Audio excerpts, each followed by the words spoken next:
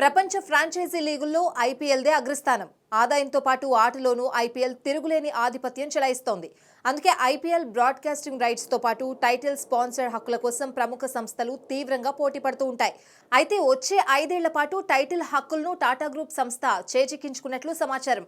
దానికోసం భారీ మొత్తాన్ని వెచ్చించినట్లు తెలుస్తోంది. టైటిల్ స్పాన్సర్ హక్కులను 5 ఏళ్ల పాటు స్మార్ట్ ఫోన్ కంపెనీ వివో 2018లో దక్కించుకున్న విషయం తెలిసిందే. కానీ భారత్ చైనా దౌత్యపరమైన ఉద్రిక్తతల కారణంతో వివో 2022లో నిష్క్రమించాల్సి వచ్చింది. ఈ నేపథ్యంలో వివో ఒప్పందం స్థానంలో టాటా గ్రూప్ 2022లో టైటిల్ హక్కులు సంపాదించుకుంది. టాటా గ్రూప్ 365 కోట్లు చెల్లించేలా, మిగిలిన మొత్తాన్ని వివో ఇచ్చేలా ఒప్పందం జరిగింది. అయితే టైటిల్ స్పాన్సర్ కోసం ఐపీఎల్ నిర్వాహకులు బిడ్డింగ్ ప్రక్రియను ప్రారంభించారు.